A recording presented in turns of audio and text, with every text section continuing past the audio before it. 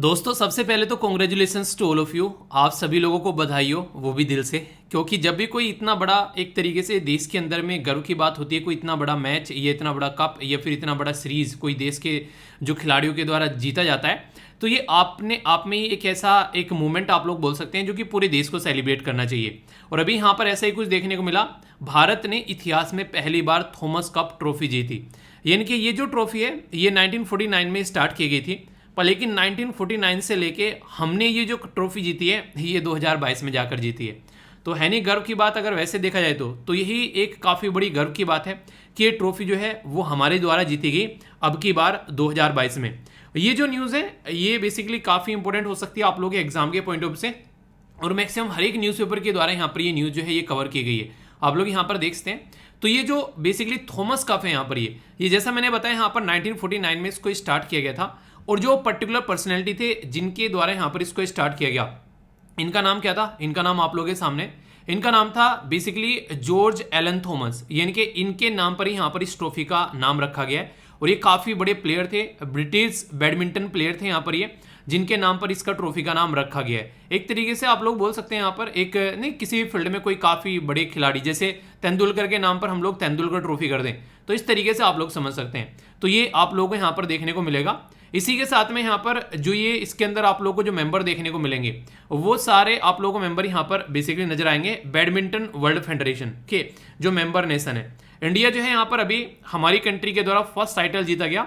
अगर कोई पूछ ले कि सबसे ज्यादा टाइटल जो है किसके द्वारा जीते गए हैं, तो वो जीते गए इंडोनेशिया के द्वारा। 14 बार ये टाइटल जीता गया है। अपने आप में बहुत बड़ी बात है जो कि आप लोग यहाँ पर याद रख सकते हैं। अब सबसे इंपॉर्टेंट बात तो यहाँ पर ये डायरेक्ट ही अगर कई सारे आप लोगों से गेम के बारे में पूछ लिया जाता है तो ये याद रखिएगा, तो ये बैडमिंटन से रिलेटेड है यहाँ पर ये, ठीक है। तो थॉमस कप और इसी के साथ में उबर कप अगर आप लोगों से कोई पूछे तो आप लोग कंफ्यूज होना नहीं है यहाँ पर, ठीक है। तो ये कई बार आप लोगों से क्वेश्चन पूछ ले जाते हैं, खासकर स्टेट पीसीएस के अंदर। अब तो यूपीएससी भी आप लोगों से गेम से रिलेटेड क्वेश्चन पूछ रही है, तो कल को अगर क्वेश्चन बन जाए, और बनने के चांसेस भी हैं यार, पहली बार हमारे द्वारा जीती गई ऐसी कोई ट्रॉफी, ठीक है, तो ये काफी इंपॉर्टेंट क्वेश्चन बन सकता है। इंपॉर्टेंट क्वेश्चन यहाँ पर ये बनता है कि ये ट्रॉफी जो है हो कहाँ रही थी, तो ये हो रही थी बैंकॉक में, थाईलैंड, ठीक है। बेसिकली एक तरीके से थाईलैंड के अंदर जो बैंकॉक है वहां पर ये ट्रॉफी हो रही थी। और इंडिया ने किसको हराया है, तो यहाँ पर 14 टाइटल इसके हो चुके थे। अब 15वां टाइटल यहाँ पर इंडिया ने छीन लिया इंडोनेशिया से, यानी कि इंडोनेशिया को ही हराया है। तो काफी बड़ी बात है, एक ऐसे गेम के चैंपियन को हराया जो कि अब तक हार नहीं रहा था। तो यहाँ से आप लोग देखते हैं। अगर पूछे कि लास्ट टाइम यहाँ पर किसके द्वारा जीता गया, इंडोनेशिया के द्वारा जीता गया था। लास्ट टाइम किसके द्वारा जीता गया और किसको हरा के जीता गया, तो चाइना को हरा के जीता गया। और हो कहां पर रहा था, ये डेनमार्क में हुआ था।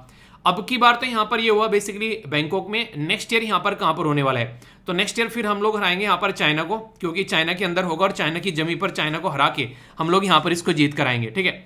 तो नेक्स्ट जो टाइटल होगा वो होगा 2024 के अंदर में, ठीक है। 2-2 साल के गैप पर आप लोगों को ये टाइटल देखने को मिलता है। तो देखो, all the best to Indian team ji, शानदार तरीके परफॉर्मेंस इनके द्वारा दी गई है। तो अपने आप में ही काफी बड़ी बात आप लोगों को यहाँ पर देखने को मिलेगी। तो इसके बारे में कुछ बेसिक बातें हैं जो आप लोग यहाँ पर याद रखिएगा, ठीक है। तो एक ही स्पोर्ट की न्यूज़ थी, आई होप कि आप लोग इसके साथ में कनेक्ट कर पाए होंगे। और हाँ, हमेशा यार अगर कभी भी कोई ऐसा कोई काम करता है तो उसको बधाई जरूर दिया करो। किसी का सिलेक्शन हो रहा है, किसी ने कुछ अचीवमेंट किया है, तो हमेशा उसको अप्रिशिएट किया करो, चाहे वो किसी भी फील्ड का क्यों ना हो। तो आप लोगों को हमेशा अपने अंदर भी एक पॉजिटिव एनर्जी नजर आएगी इससे। तो ये आप लोग जरूर देखिएगा, ठीक है। बड़ी शानदार बात बोली गई है जिसमें बोला गया है यहाँ पर कि जिसने भी खुद को खर्च किया है दुनिया ने उसी को गूगल पर सर्च किया है। आज की डेट में अगर आप लोग बात करें यहाँ पर, अगर आप लोग अच्छा काम करते हैं, हालांकि बुरे काम करने वाले भी सर्च किए जाते हैं, पर लेकिन नेगेटिव एनर्जी के साथ में अगर आप लोग अच्छा काम करोगे तो अच्छे काम के लिए आप लोगों को सर्च किया जाएगा। तो ये आप लोगों को डिसाइड करना है कि आप लोगों को क्या लेके चलना है। तो हमेशा कोशिश करो कि कुछ ऐसा काम करो कि सोसाइटी में कुछ कंट्रीब्यूशन दे सको, तो तभी आप लोगों को दुनिया जो है वो गूगल के ऊपर आप लोगों को सर्च करती हुई नजर आएगी। और जिस दिन गूगल के ऊपर आप लोगों को सर्च करना लोगों ने स्टार्ट कर दिया, तो ये समझो कि आप लोगों ने कुछ ना कुछ तो सोसाइटी में कोई ना कोई कंट्रीब्यूशन अपना जरूर दिया है। तो इसका मतलब ये है कि आप लोगों ने अपने लिए तो जिंदगी जी ही है, दूसरों के लिए भी जिंदगी जी है। तो इस तरीके से आप लोग समझ सकते हैं। और कई बार तो देखो ऐसा भी आप लोग बोल सकते हैं, जैसे कि अगर बात करूं मैं सचिन तेंदुलकर साहब की, वो खेलते हैं, ठीक है, खेलते हैं शानदार तरीके से, उनका गेम है, वो खेलते हैं। तो कई सारे लोग बोलते हैं अपने लिए खेलते हैं, पर लेकिन अगर इंसान खेल रहा है वो और देश अगर जीत रहे हैं यहाँ पर हमारी टीम, तो इनडायरेक्ट वे में देश जीत रहा है। तो ऐसे भी आप लोग देख सकते हैं। तो आप लोग अपना भी कोई ऐसा फेवरेट गेम बना सकते हैं जो आप लोगों को लगे यार इससे तो बिल्कुल शानदार है, इसके ऊपर पूरा फोकस देना है, तो वो भी एक काफी अच्छा अचीवमेंट आप लोगों का देखने को मिलेगा। ठीक है, तो ये थी यहाँ पर बेसिक इन्फॉर्मेशन। आगे चलते हैं, आई होप कि आप लोग इसके साथ में कनेक्ट कर पाए होंगे। कैसा रहा आज का ये डे आप लोग जरूर बताइएगा। देखते ही देखते आधा जो महीना है आप लोगों का वो हाथों से जा चुका है। अब आप लोगों को ये बताना है कि आगे आने वाला जो बचे हुए जो आप लोगों के जो महीना है उसको कैसे यूटिलाइज करना चाहते हैं, अपनी किस तरीके की चीज़ों को लेकर चलना चाहते हैं, तो ये जरूर देखेगा। और कोई भी ऐसी चीज़ नहीं होनी चाहिए जो कि आप लोगों को लगे आप लोग अचीव नहीं कर सकते हैं। एक मोटिवेशनल वीडियो बनाई है मैंने छोटी सी आज, आई होप कि आप लोग उसके साथ में अपने आप को कनेक्ट कर पाए होंगे। तो ये बताना किस किस ने देख लिया यहाँ पर, ये मैंने चैनल पर शाम को अपलोड की थी। और एक सरप्राइज आने वाला है कल, फिर आप लोगों का बेसिकली लगभग 11 बजे ही वही टाइम रखूंगा। बहुत ही शानदार वीडियो होगी जो कि प्रीलिम्स के लिए बहुत ज़्यादा फायदा पहुंचाएगी और आप लोगों के लिए जो आगे आने वाले जो भी एग्जाम है उनके लिए काफ़ी ज़्यादा फायदा पहुंचाने वाली है। तो उसके साथ भी आप लोग अपने आप को कनेक्ट कर सकते हैं। ठीक है, तो काफ़ी अच्छे से आप लोगों को चीज़ों को लेकर चलना है, कोई भी डाउट आप लोगों के माइंड में नहीं होना चाहिए उसको लेकर। ठीक है, ऑलरेडी मैं आप लोगों की जो कई सारी वीडियो ला चुका हूँ, जीआई टैग की ला चुका हूँ आप लोगों के लिए यहाँ पर अभी वीडियो रिसेंटली। ठीक है, और इसी के साथ में आप लोगों की जो इंपॉर्टेंट इंडेक्सेस वगैरह की वीडियो लेकर आ चुका हूँ। उसी सीरीज में नेक्स्ट वीडियो होने वाली है, पूरे साल का रिवीजन होगा उसमें एक पर्टिकुलर टॉपिक का। टॉपिक क्या है वो मैं बता नहीं रहा हूँ, वो सरप्राइज होगा। 11 बजे आप लोग तैयार रहिएगा और फिर पीडीएफ जो है आप लोगों को यहीं पर ही टेलीग्राम पर मिल जाएगी। ठीक है, तो उसको आप लोग जरूर देखिएगा। ओके, और बाकी संडे में वो सैटरडे में शाम को आप लोगों की जो क्वेश्चन की वीडियो आई थी उसकी प्रैक्टिस की कि नहीं की, तो उसकी प्रैक्टिस आप लोगों को जरूर करते रहना है, क्योंकि ये बेसिकली इतने डिटेल में डिस्कस किया जा रहा है ताकि कोई भी एग्जाम में आप लोग बैठो तो आप लोग कंफर्टेबल फील कर सको। तो प्रैक्टिस ही आप लोगों को सही डायरेक्शन में लेकर चलेगी। तो ये जरूर देखिए, और पीडीएफ सारी टेलीग्राम पर मिल ही जाती है। ओके, बाकी बात करते हैं यहाँ पर इंटरनेशनल डे ऑफ फैमिलीज।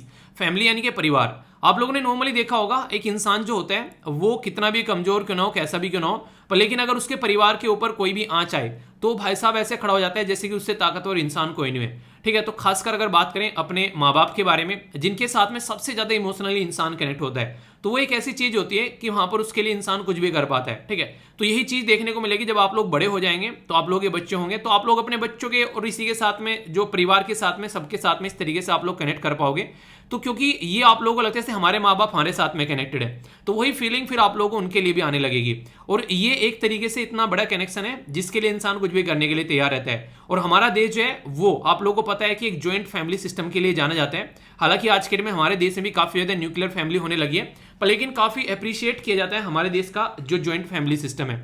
तो 15 मई जो है ये इसी के बारे में अवेयरनेस फैलाई जाती है कि फैमिली के बारे में अगर बात करें, प्रमोट किया जाता है कहीं ना कहीं जो फैमिली है, और इंक्रीज की जाती है नॉलेज, खासकर सोशो इकोनॉमिक और डेमोग्राफिक प्रोसीजर में किस तरीके से फैमिली जो है अफेक्ट करती है। देखिए सबसे बड़ी बात यहाँ पर है, अगर आप लोग ज्वाइंट फैमिली में रहते हैं ना, तो कोई ना कोई इंसान ऐसा होगा जो आप लोगों की चीजों को समझेगा, आप लोगों को सपोर्ट करेगा, और कहीं ना कहीं आप लोगों के मन में जो भी चीजें होंगी उनको आप लोग अच्छे से प्रेजेंट कर पाएंगे, किसी न किसी के साथ में आप लोग कनेक्ट कर पाएंगे। न्यूक्लियर फैमिली में मान लीजिए एक हस्बैंड है, एक वाइफ है, बच्चे हो गए, तो इस तरीके से क्या होता है वहां पर चीजें बहुत ही ज्यादा डिवाइडेड रहती हैं, एक दूसरे को टाइम नहीं मिल पाता है, बहुत सारे इश्यूज देखने को मिलते हैं। पर सोचो घर में और भी कई सारे मेंबर हैं, तो आप लोगों के ऊपर बर्डन नहीं आएगा। कल को कोई दिक्कत बन रही है तो आप लोग एक दूसरे को सपोर्ट कर सकते हो। तो फैमिली सिस्टम के ऊपर भी कई बार निबंध वगैरह और क्वेश्चन वगैरह लिखने के लिए आते हैं, तो इन चीजों के बारे में थोड़ा सा थोड़ दिया करो। ठीक है, अभी एक बच्चे से क्वेश्चन पूछा गया था, जैसे कि ये यूपीएससी के इंटरव्यू चल रहे थे तो बात हुई थी, तो बता रहा था कि सर अभी क्वेश्चन पूछा गया, जैसे कि नहीं गांव में आता है तो ज्वाइंट फैमिली में रहता है, तो क्वेश्चन पूछा गया कि ज्वाइंट फैमिली और न्यूक्लियर फैमिली को लेकर आप लोग के क्या विचार हैं। ठीक है, तो एक तरीके से आप लोग समझ सकते हैं, तो ऐसे ऐसे क्वेश्चन भी आप लोग के देखने को मिलते हैं। तो इन चीजों के ऊपर थोड़ दिया करो, सोचा करो बैठ के थोड़ा सा, तो इंटरव्यू भी आप लोगों का तैयार होता रहेगा साथ साथ में। ठीक है, बात करते हैं थीम्स के बारे में, तो फैमिलीज एंड द जो अर्बेनाइजेशन, ये थीम रखी गई है 2022 की, जो कि क्वेश्चन बने तो आप लोग को कंफ्यूज मत होइएगा। ओके, और एक इंपॉर्टेंट पर्सनैलिटी को याद करना बनता है हिस्ट्री में, जीएस पेपर 1 के अंदर में आप लोग या फिर प्रीलिम्स के अंदर भी आप लोगों से क्वेश्चन पूछा जा सकता है। नाम याद रखिएगा यहाँ पर सुखदेव। 15 मई को इनका जन्म हुआ था और 23 मार्च को इनके द्वारा आखिरी सांसें ली गई थी। आप लोग देखिए तो सही यार, 1907 में पैदा हुए और 1931 में, मतलब समझ रहे हैं आज की डेट में आप लोग अपनी एज आप लोग खुद देखिएगा यहाँ पर। ठीक है, और यहाँ पर आप लोग एज देखिए। ठीक है, तो आप लोग समझ पाएंगे कि कितनी कच्ची उम्र में ये लोग इतना कुछ करके चले गए, जिस उम्र में हम लोग अपने माँ बाप के ऊपर डिपेंडेंट रहते हैं। ठीक है, मतलब 24, 25 साल के थे उस टाइम पर यहाँ पर जब इनको फांसी दी गई। समझ सकते हैं आप लोग यहाँ पर, तो मतलब 22, 23, 24 ये वाली एज, जिस एज में हम लोग अपने आप को थाम भी नहीं पाते हैं, ये देश के लिए इतना कुछ कर गए कि हम लोग यार इनके बारे में पढ़ रहे हैं। तो इंस्पायर होने के लिए ना आप लोग कहीं बाहर जाकर झांकने की जरूरत नहीं है, अपने ही देश का इतिहास उठा के पढ़ लो एक बार, तो आप लोगों के अंदर में जोश भर जाएगा अगर आप लोग उनकी जगह अपने आप को रख कर देखोगे तो। इनका जन्म 15 मई को 1907 में पंजाब के अंदर हुआ था। इसी के साथ में इनके द्वारा जो अपनी आखिरी सांसें ली गई और देश के लिए जब ये शहीद हुए तो 23 मार्च था लाहौर के अंदर, पाकिस्तान के अंदर।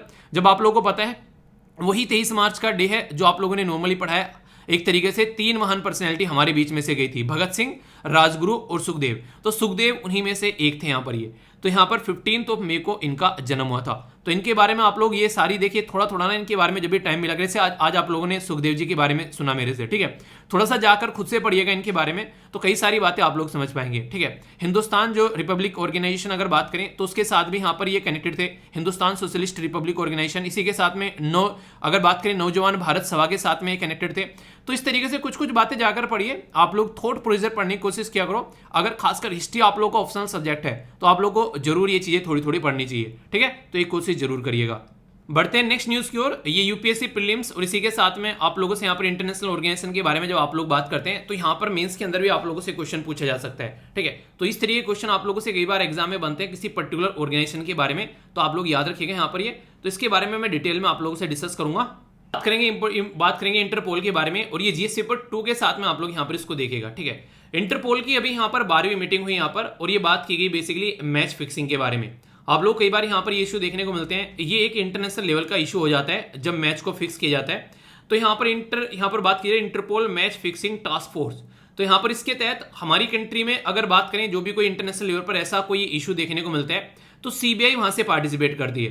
तो यहाँ पर इसके बारे में कई सारी बातें मैं आप लोगों को बताऊंगा। 2 इंपॉर्टेंट ऑर्गेनाइजेशन आप लोग यहाँ पर कवर हो जाएगी, एक तो सीबीआई और दूसरा इंटरपोल। तो इनका रिवीजन भी आप लोगों को हो जाएगा। काफी सारे क्वेश्चन जो है खासकर इस टॉपिक से बनते हैं कई बार, तो ये अभी आप लोगों को यहाँ पर देखने को मिली। तो हमारी कंट्री की साइड से सीबीआई के द्वारा यहाँ पर पार्टिसिपेट किया गया। और आज की डेट में भी अगर आप लोग बात करते हैं, मैच फिक्सिंग एक ऐसी चीज है जो कि कंटिन्यूअस चलती रहती है, ऐसा नहीं कि खत्म हो चुकी है। और खासकर काफी बड़ी बात ये रहती है कि जब मैच फिक्सिंग के बारे में बात करते हैं तो ये कहीं ना कहीं एक टैलेंट जो है उसको दबाती है और फालतू की चीजें सामने निकाल कर लेकर आती है। तो इसी के बारे में अगर बात की जाए तो यहाँ पर आज के डेट में जो टेक्नोलॉजी है, बिग डेटा है, सोशल मीडिया है, उसको यूज कर कैसे यहाँ पर हम लोग एक तरीके से ऐसी जो हरकतें होती हैं इनको रोका जा सकता है। और स्पोर्ट यार एक ऐसा एरिया है जो कि सबको कनेक्ट करने का काम करता है, खासकर उस टाइम पर भी जब जो है आज की डेट में अगर बात करें इंडिया और पाकिस्तान के बीच में अच्छे रिलेशन नहीं है। पर लेकिन बार बार हम लोग क्रिकेट के बारे में बात करते हैं, रिलीजन के थ्रू यहाँ पर कनेक्ट करने की कोशिश की जाती है। तो ये सॉफ्ट पावर होती है जिनका यूटिलाइजेशन हम लोग कर सकते हैं चीजों को इंप्रूव करने के लिए।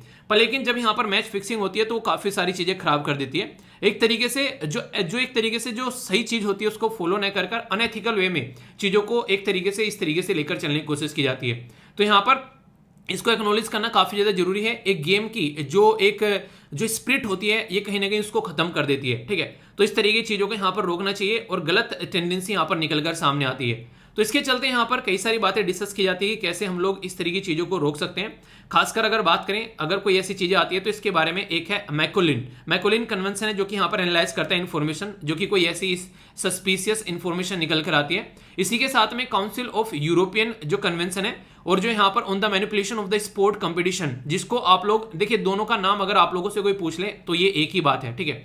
यहाँ पर बात की जा रही है council of European convention on manipulation of sport competition या फिर मैकुलिन कन्वेंशन आप लोग बोल सकते हैं। तो इसमें मिलकर बात की जाती है कहीं भी ऐसी हरकतें देखती है तो उसको रोकने की कोशिश की जाती है कि ऐसी कोई भी चीज नॉर्मली नहीं होनी चाहिए। नॉर्मली अगर कोई आप लोगों से पूछ ले मैच फिक्सिंग होती क्या है, मान लीजिए कोई जीतने वाला प्लेयर है और वो क्या करे, जीतता हुआ हारना स्टार्ट कर दे, तो एक तरीके से आप लोगों को यहाँ पर ये देखने को मिलेगा। तो सट्टेबाजी का बाजार गर्म हो जाता है इसकी वजह से। जो एक मूवी थी इमरान हाशमी के साथ आप लोगों ने देखी होगी, कई सारी ऐसी मूवी बन चुके हैं, कई सारे प्लेयर के ऊपर आरोप भी लग चुके हैं इसको लेकर, मैच फिक्सिंग को लेकर। इससे क्या होता है, एक तो लोगों का इंटरेस्ट घट जाता है कि हाँ यार ये ना फालतू की चीजें हैं, लोग स्टेडियम में जाना कम स्टार्ट कर देते हैं, लोग यहाँ पर एक तरीके से जो क्रेज होता है वो दिखाना कम स्टार्ट कर देंगे। तो फाइनेंशियली काफी इसके ऊपर इंपैक्ट पड़ना जो है इसमें बेसिकली कमी होती स्टार्ट नजर आएगी। और जब क्वालिटी ऑफ द प्रोडक्ट जब डिक्रीज होना स्टार्ट हो जाती है तो फिर इंसान जो है एक तरीके से अंडरवेट हो गया, तो फिर सारी चीजें यहाँ पर खत्म होगी। यानी कि एक तरीके से आप लोग ये समझिए पता है कि कौन जीतेगा कौन हारेगा पहले से डिसाइड कर लिया, तो फिर उसका मतलब ही क्या रह गया। तो वो एक सही चीज नहीं है। हमेशा लोग क्या पसंद करते हैं, अनप्रेडिक्टेबिलिटी पसंद करते हैं, यानी कि अभी पता नहीं क्या हो रहा है, अगले ही पल पता नहीं क्या हो जाएगा, और खासकर मेरिट के बेस पर लोग जो है वो जीत कर आएंगे। जैसे केजीएफ मूवी का आप लोगों ने डायलॉग देखा होगा कि ओ भाई नेपोटिज्म से नहीं, मेरिट पे बेस पर आया, मेरिट के बेस पर। तो वही मेरिट चाहिए बेसिकली यहाँ पर। तो मेरिट के बेस पर अगर इंसान आता है तो यहाँ से चीजें वही निकल कर आती है उस तरीके से कि कहीं ना कहीं उसको पता है कि हाँ कहाँ पर क्या क्या दिक्कतें फेस करनी पड़ सकती है। तो वही बातें बेसिकली यहाँ पर की जा रही है। स्लाइड जो है आप लोगों के लिए यहाँ पर मैकुलिन कन्वेंशन के बारे में, क्योंकि न्यूज में है तो क्वेश्चन भी पूछा जा सकता है, तो याद रखिएगा यहाँ पर इसके बारे में। मैच फिक्सिंग वगैरह को डिटेक्ट करने का काम करता है और पनिश भी किया जाता है। मैकुलिन ये स्विट्जरलैंड में जगह है यहाँ पर, तो उसमें यहाँ पर ये कन्वेंशन हुआ, ठीक है। और फोर्स में जो लाया गया इसको 2019 में लाया गया, क्योंकि बहुत सारे केसेस अलग अलग एरिया में ऐसे देखने को यहाँ पर मिल रहे थे। तो ये एक तरीके से समझ सकते हैं। तो मेजर फोकस ये रहता है कि कैसे इलीगल तरीके से जो स्पोर्ट बैटिंग को यहाँ पर रोकना है, ताकि सही तरीके से स्पोर्ट को आगे लेकर चला जा सके। तो ये कन्वेंशन के बारे में अगर कोई आप लोगों से पूछे तो आप लोगों को कंफ्यूजन यहाँ पर नहीं होना चाहिए, ठीक है। अब थोड़ा सा मैं बात करता हूँ इंटरपोल के बारे में। ये भी एक काफी इंपॉर्टेंट यहाँ पर ऑर्गेनाइजेशन आप लोगों से एग्जाम में पूछी जा सकती है। इसको बोलते हैं इंटरनेशनल क्रिमिनल पुलिस ऑर्गेनाइजेशन, ठीक है। तो कई बार आप लोगों ने इसका नाम सुना होगा कि इंटरपोल बोल देते हैं नॉर्मल तरीके से। इसके अंदर कई सारे मेंबर आप लोगों को देखने को मिलेंगे, और खासकर जैसे मान लीजिए हमारे देश में किसी ने कोई क्रिमिनल एक्टिविटी की और वो भागकर किसी और देश में जाकर छुप गया, तो फिर यहाँ पर इंटरपोल काम आता है। उस टाइम पर हमारी कंट्री की जो पुलिस है इंटरनेशनल लेवल पर यहाँ पर कॉन्टैक्ट करती है, और खासकर सीबीआई हमारी तरफ से यहाँ पर रिप्रेजेंटेशन में जाती है अगर कुछ भी ऐसा कोई केसेस देखने को मिलता है। तो एक तरीके से यहाँ पर इंटरनेशनल लेवल पर कई सारे इस तरीके से यहाँ पर नोटिफिकेशन भी दिए जाते हैं। तो हमारी कंट्री में आप लोगों को जो अगर कोई भी ऐसा क्राइम होगा तो यहाँ पर सीबीआई जो है वो काम करती हुई नजर आएगी। इसमें कई सारी जो एक तरीके से इसका जो सेक्रेटरीट होता है, कई सारे एक्सपर्टीज सर्विस जो रहते हैं इसमें कंट्रीज, और इसका हेडक्वार्टर आप लोगों को फ्रांस के अंदर में देखने को मिलेगा। इनके द्वारा कई सारे नोटिस भी इशू किए जाते हैं अगर इनको लगता है अलग अलग फील्ड में। तो जैसे रेड नोटिस इशू कर दिया, तो ये रेड नोटिस का मतलब होता है कि ये वांटेड पर्सन है यहाँ पर। ये येलो नोटिस यूज कर दिया तो मिसिंग पर्सन है यहाँ पर ये, ठीक है। ब्लू नोटिस कर दिया तो यहाँ पर कोई एडिशनल इन्फॉर्मेशन के लिए यहाँ पर बात की जाती है, ठीक है। ब्लैक इसका मतलब है कि अनआइडेंटिफाइड बॉडी मिल गई, अपने देश की नहीं है, पता नहीं किसकी है। तो इस तरीके से टोटल मिलाकर ये 8 नोटिस आप लोगों को यहाँ पर इनके देखने को मिलेंगे, जिसके बारे में आप लोग समझ सकते हैं। और कई बार यहाँ पर आप लोगों ने देखा होगा कि रेड नोटिस इशू कर दिया किसी पर्टिकुलर पर्सन को, तो यहाँ पर ये इंटरपोल इशू करता है यहाँ पर इस तरीके के, अगर कोई भी ऐसा इशू किया जाता है नोटिस। सारे नोटिस के बारे में आप लोगों के लिए यहाँ पर डिटेल में इन्फॉर्मेशन प्रोवाइड करा दी गई है। अगर आप लोगों को इसके बारे में थोड़ा थोड़ा पढ़ना है तो कोई डाउट नहीं होना चाहिए। कई बार कंफ्यूजन हो जाता है ये किस चीज के लिए, तो इसलिए एक्स्ट्रा इन्फॉर्मेशन ये आप लोगों के लिए दी गई है, तो कोई डाउट आप लोगों को नहीं होना चाहिए, ठीक है। तो सारे एक एक नोटिस के बारे में हल्का हल्का सा ओवरव्यू अगर आप लोगों को होगा तो फिर एग्जाम में अगर क्वेश्चन बनेगा तो आप लोग यहाँ पर इसको छोड़ोगे नहीं, ठीक है। तो यहाँ पर देखिए पर्पल के लिए हो गया एक तरीके से, जिसको यहाँ पर मोडस ऑपरेंडाई बोला जाता है। तो कोई प्रोसीजर, ऑब्जेक्ट या डिवाइस के बारे में यहाँ पर एक तरीके से इसके बारे में यहाँ पर इंफॉर्मेशन प्रोवाइड कराना, ठीक है। तो ये बेसिकली पर्पल हो गया। यहाँ पर ऑरेंज के बारे में बात करें तो एमिनेंट थ्रेट कोई आ रही है उसके बारे में बात करते हैं। वार्निंग और इंटेलिजेंस के बारे में बात की जाती है। ग्रीन अगर नोटिस के बारे में बात करें, और इंटरपोल यूएन सिक्योरिटी काउंसिल का जो स्पेशल नोटिस होता है तो ये आप लोगों को देखने को मिलेगा। ग्रुप और इंडिविजुअल सब्जेक्ट को लेकर यहाँ पर ये सैंक्शन लगाए जाते हैं, तो ये वाला नोटिस निकल कर आता है। तो ये सारे के सारे नोटिस के बारे में एक हल्का सा इंफॉर्मेशन रखिएगा, क्योंकि क्वेश्चन बन जाते हैं और फिर ये बोलो क्वेश्चन कहाँ से आ गया, तो भाई साहब यहाँ से आ गया। इसी के साथ में अगर बात करें यहाँ पर एक तरीके से जो इसके द्वारा जो भी नोटिस इशू किए जाते हैं उसका इंपैक्ट ऐसा नहीं कि यहीं पर ही देखने को मिलेगा। यूएन इंटरनेशनल क्रिमिनल जो ट्रिब्यूनल है, इसी के साथ में यहाँ पर इंटरनेशनल क्रिमिनल जो कोर्ट है, इनमें सब जगह आप लोग यहाँ पर इसका इंपैक्ट देखने को मिलेगा। कई बार कई सारे जिनोसाइड होते हैं, वॉर क्राइम होते हैं, या क्राइम अगेंस्ट ह्यूमैनिटी होता है, ये सारी चीजें आप लोगों को देखने को मिलती हैं। तो ऐसे इशू निकल कर आते हैं। इसके अंदर 6 रीजनल ऑफिस है, जैसे साउथ अमेरिका में हो गया, एक हो गया यहाँ पर वेस्ट अफ्रीका में, एक सेंट्रल अमेरिका में, एक हो गया यहाँ पर ईस्ट अफ्रीका में, और एक हो गया साउथ एशिया में, और यहाँ पर ये हो गया अफ्रीका में, ठीक है।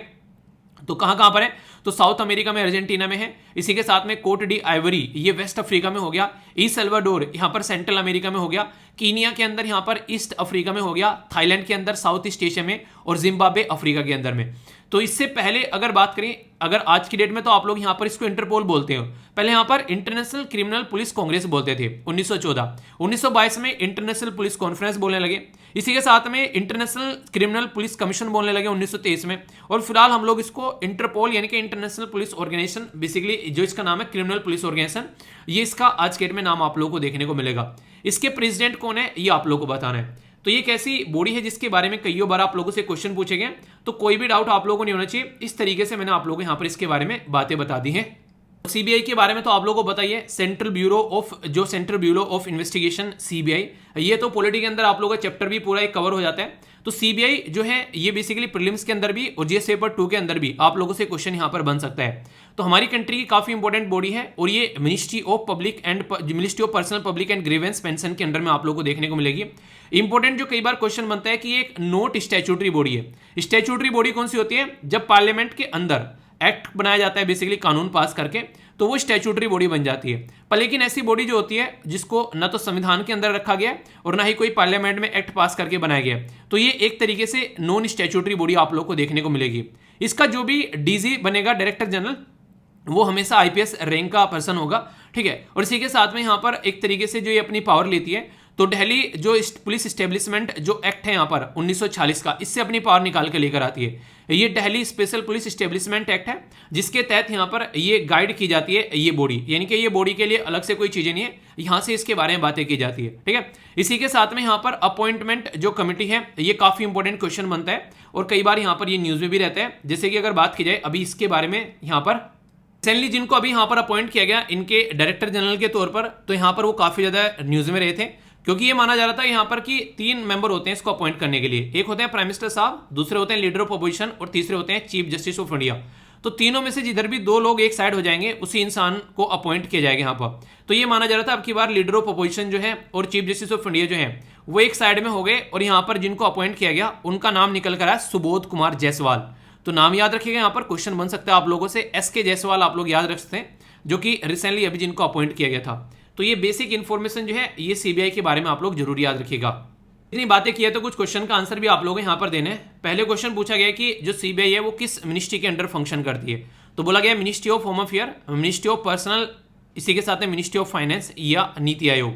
तो सही आंसर यहाँ पर क्या है ये आप लोग को बताना है। तो सही आंसर क्या बताया मैंने अभी आप लोग यहाँ पर, सही आंसर बताया यहाँ पर जो मिनिस्ट्री ऑफ पर्सनल है, ठीक है। तो ये इंपॉर्टेंट क्वेश्चन बनता है। कंफ्यूजन में आप लोगों को इसलिए भी डाला जा सकता है क्योंकि सीबीआई के बारे में जब भी हम लोग बात करते हैं तो पहले यहाँ पर इसको होम मिनिस्ट्री के अंडर में रखा गया था, पर लेकिन बाद में आकर इसको मिनिस्ट्री ऑफ पर्सनल के अंदर ट्रांसफर कर दिया गया और सीबीआई को बनाने के लिए यहाँ पर एक कमेटी का गठन किया गया था जिसका नाम था यहाँ पर संथानम कमेटी। तो ये कमेटी भी कई बार आप लोगों से पूछी जाती है, संथानम कमेटी आप लोग जरूर याद रखिएगा। ओरिजिन जो निकल कर आता है 1941 में इसको बनाया गया था, तब तक तो हमारा देश भी आजाद नहीं हुआ था, 1947 में हम लोग आजाद हुए थे, उससे पहले ही सीबीआई जो है वो बन चुकी थी। उस टाइम पर क्यों बनाया गया? क्योंकि वर्ल्ड वॉर जो सेकंड हुई थी उसमें जो भी घपलेबाजी हुई यहाँ पर उसको चेक करने के लिए सीबीआई को बनाया गया था। तो ये आप लोग यहाँ पर समझ सकते हैं। हालांकि यहाँ पर बात करें सबसे बड़ी प्रॉब्लम यही निकल कर आती है सीबीआई के साथ में, जिसे सीबीआई का खुद का कोई पर्सनल स्टाफ आप लोगों को नॉर्मली ज्यादा देखने को नहीं मिलता है, इधर उधर से सर्विस लेते हैं। मान लीजिए इनको किसी को पकड़ना है तो इंडियन पुलिस सर्विसेज का यूज किया जाएगा, अगर इनको केस लड़ना है कोई यहाँ पर कोर्ट के अंदर में तो मिनिस्ट्री ऑफ लॉ से यहाँ पर इनके पास में आप लोग लॉयर नजर आएंगे, अगर इनको कोई अलग से काम करना है तो मिनिस्ट्री ऑफ होम अफेयर यहाँ पर अपना स्टाफ शेयर करती है। तो यानी कि खुद का कोई एक तरीके से औकात नहीं बना रखी है सीबीआई को। सीबीआई एक ऐसी बॉडी हो गई कि अलग अलग एरिया में अलग अलग लोगों के ऊपर डिपेंडेंट रहेगी। तो ये चीजें है, और ऊपर से इंटरनेशनल लेवल पर यार आप लोग इसको रिप्रेजेंटेशन बॉडी बना रहे हो, तो ये तो एक पावरफुल बॉडी हो गई ना, तो इसको अलग से पावर आप लोगों को देनी चाहिए। तो उसके चलते यहाँ पर कई बार सीबीआई को ये बोलते हैं कि ये तोता है पिंजरे के अंदर में, तो ये दिक्कत यहाँ पर निकल कर आती है। तो सीबीआई के बारे में ये बेसिक इन्फॉर्मेशन है, कई बार एग्जाम में क्वेश्चन बनते हैं तो कंफ्यूजन नहीं होना चाहिए। तो होम मिनिस्ट्री पहले लिखा हुआ है क्योंकि पहले होम मिनिस्ट्री के अंडर में थी, अब यहाँ पर ये मिनिस्ट्री ऑफ पर्सनल के अंदर में है, ठीक है। तो ये इंपॉर्टेंट क्वेश्चन बनता है आप लोगों के लिए। क्वेश्चन है आप लोगों के सामने, यहाँ पर बात की जा रही है मैकोलिन कन्वेंशन के बारे में जो भी डिस्कस किया है। बोला गया एक मल्टीलेटरल ट्रीटी है जिसका एम है प्रिवेंट करने के लिए, डिटेक्ट करने के लिए, पनिश करने के लिए यहाँ पर, और मैच फिक्सिंग को रोकने के लिए बेसिकली इसका यूज किया जाता है। दूसरा बोला गया फोर्स में आया था यहाँ पर बेसिकली सितंबर 1, 2019। सही आंसर क्या है? A B C F D आप लोग बताइए। ए में बोला गया 1, बी में बोला गया 2, सी में बोला गया बोथ और डी में बोला गया none of the above. Answer जो है यहाँ पर आप लोगों को इसका सी नजर आएगा, यानी कि दोनों के दोनों सही है क्योंकि यहाँ पर सही क्वेश्चन पूछा गया आप लोगों से, ठीक है। तो कौन सी स्टेटमेंट करेक्ट है यहाँ पर? तो करेक्ट स्टेटमेंट पूछी गई है, तो यहाँ पर दोनों की दोनों सही है क्योंकि फर्स्ट में आप लोग देखते हैं यहाँ पर ये बात बोल दी गई है सारी मैकोलिन कन्वेंशन के बारे में, और यहाँ पर ये बनाया गया था 14 में, पर लेकिन फोर्स में आया था यहाँ पर 2019 में, ठीक है। तो आंसर क्या हो गया? आंसर यहाँ पर सी हो गया। तो इसके बारे में कोई भी डाउट आप लोग के मन में नहीं होना चाहिए। तो काफी इंपॉर्टेंट था, तो कोई कंफ्यूजन होगा तो जरूर बताएगा, ठीक है। आगे चलते हैं यहाँ पर नेक्स्ट इंपॉर्टेंट न्यूज की ओर। ये भी काफी इंपॉर्टेंट है और रिसेंटली यहाँ पर काफी ज्यादा इसके इर्द गिर्द कॉन्ट्रोवर्सी भी घूम रही है। यहाँ पर बात की जा रही है किसके बारे में? यहाँ पर बात की जा रही है अभी बेसिकली संघाई कॉर्पोरेशन ऑर्गेनाइजेशन के बारे में। तो ये रिसेंटली अभी न्यूज में आ गया, तो इसके बारे में कुछ बातें करते हैं। अभी काउंटर टेररिज्म से रिलेटेड यहाँ पर रसिया, चाइना और जो पाकिस्तान जो है उससे रिलेटेड एक मीटिंग होगी दिल्ली में और यहाँ पर ये पार्टिसिपेट कर रहे हैं, तो उसके चलते यहाँ पर ये काफी इंपॉर्टेंट बन गया। तो 16 से लेकर 19 मई तक यहाँ पर ये देखने को मिलेगा। तो संघाई कॉर्पोरेशन का जो RATS होता है, इसको बोलते हैं रीजनल एंटी टेरर स्ट्रक्चर। तो इसके बारे में मैं आप लोगों से बातें करूंगा, जो कि आप लोग समझिएगा, ठीक है। सबसे पहले तो अगर आप लोगों से बात की जाए संघाई कॉर्पोरेशन ऑर्गेनाइजेशन के बारे में, तो इसके बारे में आप लोगों को पता होनी चाहिए, और फिर यहां पर बात करेंगे इसके RTS के बारे में, ठीक है। तो इससे आप लोग चीजों को समझ पाएंगे। संघाई कॉर्पोरेशन एक ऐसी बॉडी है जिसका हेडक्वार्टर आप लोगों को बीजिंग में, देखिए नाम कहने के लिए संघाई है, पर लेकिन हेडक्वार्टर आप लोगों को इसका बीजिंग में देखने को मिलेगा। तो ये काफी इंपॉर्टेंट है, जो आप लोग याद रखिएगा, ठीक है। संघाई, इसको पहले संघाई 5 का नाम दिया जाता था, पर लेकिन 5 तो नहीं रहे, इसके अंदर मेंबर बढ़ते जा रहे हैं। फिलहाल जो है आज के डेट में इसके अंदर मेंबर बढ़ते ही बढ़ते जा रहे हैं, ठीक है। तो यहाँ पर इसके चलते यहाँ पर भी इसका नाम जो है वो आप लोगों को थोड़ा सा डिफरेंट नजर आएगा। तो इसलिए यहाँ पर इसको संघाई कॉर्पोरेशन ऑर्गेनाइजेशन बोल दिया, क्योंकि पहले जो मेंबर थे अभी यहाँ पर बढ़ चुके हैं। जो इंपॉर्टेंट पॉइंट है वो याद रखिएगा, यहाँ पर ये है रेड्स। नॉर्मली बीजिंग में इसका हेडक्वार्टर है, पर लेकिन जो रेड्स है, जिसको रीजनल एंटी टेरर स्ट्रक्चर आप लोग बोलते हैं, ये संघाई कॉर्पोरेशन का एक परमानेंट ऑर्गन है, और ये आप लोगों को इसका हेडक्वार्टर ताशकंद उज्बेकिस्तान में देखने को मिलेगा। तो ये क्वेश्चन आप लोगों से पूछा जा सकता है। इसकी समिट भी एनुअल होती है, अभी इसकी समिट आप लोगों को इंडिया में देखने को मिल रही है। तो इंडिया जो है ऑब्जर्वर बना था 2005 में, इंडिया और पाकिस्तान दोनों के द्वारा परमानेंट मेंबर का स्टेटस एक साथ में मिला 2017 में, ठीक है। और ईरान जो है उसको यहाँ पर जो अभी यहाँ पर जो फुल रिप्रेजेंटेशन दी जा रही है, तो इसके चलते भी यहाँ पर ये काफी ज्यादा न्यूज में है, यानी कि ईरान भी जो है यहाँ पर मेंबर बनाया जा संघाई कॉर्पोरेशन ऑर्गेनाइजेशन का। तो ये बेसिक इन्फॉर्मेशन है इसके बारे में। टोटल मिलाकर 9 मेंबर आप लोग यहाँ पर बोल सकते हैं। तो ये इसके बारे में आप लोग याद रखिएगा, कल को अगर कोई क्वेश्चन पूछ ले तो, ठीक है। तो यहाँ पर इसी से रिलेटेड जो अभी ये मीटिंग हो रही है, इसी के बारे में यहाँ पर बात की जा रही है। तो नॉर्मली अगर बात की जाए तो देखिए, अगर इंडिया के अंदर कोई मीटिंग होती है तो पाकिस्तान जो है नहीं पार्टिसिपेट करता है। अगर बात करें SAARC, South Asia association regional cooperation में नहीं आता है, ठीक है। तो इसी के चलते कई सारी और भी हैं यहाँ पर जहाँ पर ये नहीं आता है, पर लेकिन इसके अंदर यहाँ पर आ रहा है। बहुत अटेंड करेंगे रसिया और चाइना जो यहाँ पर बेसिकली संघाई कॉर्पोरेशन ऑर्गेनाइजेशन है। तो लास्ट ईयर के बारे में बात करें, इंडिया ने ट्रेवल किया था पाकिस्तान में जब यहाँ पर इसकी मीटिंग हुई थी, ठीक है। तो ऐसा नहीं है कि इंडिया नहीं गया था, इंडिया भी जा रहे हैं यहाँ पर। तो इंडिया एक्सपेक्टेड है कि संघाई कॉर्पोरेशन ऑर्गेनाइजेशन की 2023 में मीटिंग यहाँ पर देखने को मिले। तो ये काफी बड़ी बात आप लोगों को यहाँ पर देखने को मिलेगी। तो देखते हैं चीजें क्या निकल कर आती है। इसी के साथ में यहाँ पर अगर बात की जाए तो ये ज्वाइंट एंटी टेरर एक्सरसाइज इसका टाइटल दिया गया यहाँ पर, बेसिकली टाइटल इसका रखा गया यहाँ पर मानेसर एंटी टेरर 2022, ठीक है। तो यानी कि कहां पर हो रही है, तो मानेसर आप लोगों को देखने को मिलेगा। और मानेसर कहां पर है, मानेसर है बेसिकली हरियाणा के अंदर में, ठीक है। तो मानेसर इसी के नाम पर इसका नाम रखा गया। तो ये आप लोगों से क्वेश्चन भी पूछा जा सकता है, तो इसके बारे में कोई कंफ्यूजन मत होना कि कहां पर है। मानेसर के अंदर NSG का ट्रेनिंग कैंपस आप लोगों को देखने को मिलेगा, उसके अंदर ये आप लोगों को नजर आएगी, ठीक है। तो यहां पर बेसिकली फ्रेंडशिप बॉर्डर 2022, तो यहाँ पर बेसिकली बॉर्डर ऑपरेशन के बारे में बात की जा रही है संघाई कॉर्पोरेशन और मेंबर के, और इनको बोला गया फ्रेंडशिप बेसिकली बॉर्डर 2022, ठीक है। तो कजाकिस्तान में यहाँ पर ये 2022 में अभी आप लोगों को यहाँ पर देखने को मिली, ठीक है, मतलब देखने को मिलेगी इसी साल में। तो यानी कि इसके बाद में फिर यहाँ पर इसके बारे में बात की जाएगी। तो जो रेट्स हैं यहाँ पर, इसके बारे में मैंने भी आप लोगों को बेसिक चीजें बता दी है, तो इसके बारे में आप लोग याद रखिएगा। तो ये आप लोगों से क्वेश्चन पूछा सकते हैं। इंडिया फिलहाल इसका चेयरपर्सन बना हुआ है, जिसके चलते चीजें आप लोगों को देखने को मिल रही है। तो कल को क्वेश्चन बन जाए तो आप लोगों के माइंड में इसको लेकर कंफ्यूजन नहीं होना चाहिए। क्वेश्चन है आप लोगों के सामने यहाँ पर, इसी के बारे में आप लोगों को इसको अटेम्प्ट करना है। बात की जा रही है संघाई कॉर्पोरेशन ऑर्गेनाइजेशन के बारे में। बोला जा रहा है जो फाउंडेड की गई थी यहाँ पर, ये संघाई के अंदर समिट हुई थी 2002 में। हेडक्वार्टर बीजिंग में देखने को मिलेगा। इंडिया मेंबर बना 2017 में। ईरान लास्ट मेंबर ऐड किया गया संघाई कॉर्पोरेशन ऑर्गेनाइजेशन में। तो सही आंसर क्या है? ए में बोला गया 1 2, बी बोला गया 2 3, सी बोला गया 1 3 4 और डी में बोला गया ऑल ऑफ द अबव। तो सही आंसर क्या है? A B C F D. अगर आप लोगों से कोई पूछे तो याद रखिएगा, कोई भी कंफ्यूजन आप लोगों को नहीं होना चाहिए। तो यहाँ पर सही आंसर इसका बी, ठीक है, क्योंकि फर्स्ट गलत है, 2001 था यहाँ पर ये, और ये बीजिंग में है। और अभी रिसेंटली 2021 में यहाँ पर जो यहाँ पर 9th मेंबर जुड़ा है यहाँ पर अभी ईरान। तो ये आप लोग याद रखिएगा, ठीक है, जिसकी वजह से कई बार न्यूज में भी आया है। कोई भी डाउट आप लोगों को इसको लेकर नहीं होना चाहिए। नेक्स्ट आर्टिकल जो है हेल्थ के बारे में बात करूंगा, खाने पीने के बारे में बात करूंगा, तो इसलिए थोड़ा सा अच्छे से सुनिएगा। और खासकर जब हेल्थ के बारे में बात करते हैं तो आप लोगों को पता होना चाहिए कई सारी बातों का। अगर कोई आप लोगों से पूछ ले जैसे कि आप लोगों का बॉडी मास इंडेक्स क्या है, ठीक है, तो BMI क्या है, तो आप लोगों को पता होना चाहिए। उसके बेस पर आप लोगों को पता चलता है कि आप लोग कितना फैटी शरीर है या फिर आप लोग कितना हेल्दी शरीर है। तो ये सारी चीजें पता होनी चाहिए। जितना वेट होगा आप लोग की बॉडी का, उसके हिसाब से आप लोग अपनी बॉडी में प्रोटीन ले सकते हैं। तो मान लीजिए आप लोग की बॉडी का वेट जो है वो 65 kg है, तो इतना ग्राम आप लोग डेली प्रोटीन ले सकते हैं, ठीक है। तो ये आप लोग समझिए, ओके। तो इसके चलते अरे हाँ, कई सारे बच्चे रेगुलर मेरे से क्वेश्चन पूछ रहे हैं, सर दूसरा डोज लग गया क्या? हाँ भाई, लग चुका है दूसरा डोज, ठीक है, टेंशन मतलब दूसरा डोज मैंने लगवा लिया, ठीक है। आप लोगों ने सबने लगवा लिया फिर नहीं लगवाया, तो हेल्थ जो है उसको सबसे पहले प्रेफरेंस दो, क्योंकि हेल्थ इज वेल्थ। मुझे लगता है जिंदगी में दो ही चीजें सबसे ज्यादा इंपॉर्टेंट है, एक तो है टाइम और दूसरा है हेल्थ, ठीक है। बाकी सारी चीजें इसके बाद में आती हैं। अगर ये दो चीजें आप लोग मैनेज कर पा रहे हो तो फिर सारी चीजें आप लोग अपने हिसाब से मैनेज कर लोगे। इनको बर्बाद मत करो, चाहे सारी चीजें बर्बाद हो जाए। पैसा, दुनियादारी, सब चीजें सब आ जाता है जब पैसा होता है, मतलब जब आप लोग की हेल्थ सही होती है और टाइम सही होता है, तो उनको यूटिलाइज करो। अब बात करते हैं स्कीम के बारे में। स्कीम की जा रही है हमारी कंट्री में, एक मिनिस्ट्री है जिसका नाम है यहाँ पर consumer affair, food and public distribution. तो इसके द्वारा राज्यसभा में यह बताया गया कि एक स्कीम है यहाँ पर जिसको सेंट्रल स्पॉन्सर्ड स्कीम बोलते हैं। सेंट्रल स्पॉन्सर्ड स्कीम कैसी होती है? जिसमें सेंट्रल गवर्नमेंट और स्टेट गवर्नमेंट मिलकर काम करती है। दूसरी क्या होती है? उसको बोलते हैं सेंट्रल सेक्टर स्कीम। उसमें क्या करता है? उसमें सारा पैसा सेंट्रल गवर्नमेंट का ही लगता है, यानी कि बंटाधार सेंट्रल गवर्नमेंट का होगा, ठीक है, ऐसा समझ सकते हैं। तो ये पायलट स्कीम है। पायलट स्कीम का मतलब क्या होता है कि एक छोटे से एरिया में पहले इंप्लीमेंट करके देख लेते हैं, अगर ये सही काम कर रही है तो आगे चलेंगे, वरना फिर इसको फेंक कर दूसरे ले आएंगे, ठीक है। ये आप लोग समझ सकते हैं। तो फोर्टिफिकेशन ऑफ द राइस और इसका जो डिस्ट्रीब्यूशन होता है, ये सारा काम यहाँ पर पब्लिक डिस्ट्रीब्यूशन के तहत किया जाएगा, यानी कि एक तरीके से पीडीएस जो सिस्टम है सबके जो प्रॉपर वे में ऑनलाइन सारी चीजें सबको कनेक्ट कर यहाँ पर प्रोवाइड कराई जाएगी, ये यहाँ पर देखने को मिलेगा। तो इसके बारे में, स्कीम के बारे में कुछ बेसिक इंफॉर्मेशन, जैसे कि ये यहाँ पर 3 साल के लिए इंप्लीमेंट की जा रही है। स्टार्ट की गई थी 2019-20 में, और टोटल पैसा इसको 174 करोड़ यानी कि 174 करोड़ यहाँ पर इसको दिए जा रहे हैं। और ये बेसिकली क्या फायदा पहुंचाएगी, किस लोगों को फायदा पहुंचाएगी, अगर ये पूछ रहे तो ऐसे डायरेक्ट क्वेश्चन आप लोगों से बन जाते हैं। ये यहाँ पर एड्रेस करेगी जिनमें खून की कमी है, एनीमिक, या फिर माइक्रो न्यूट्रिएंट की कमी है, डिफिशियंसी है, उनको यहाँ पर ये हेल्प प्रोवाइड कराएगी। तो इसके चलते 3 साल का टारगेट रखा गया, जिसमें काफी फायदा यहाँ पर मिलने वाला है इस स्कीम का।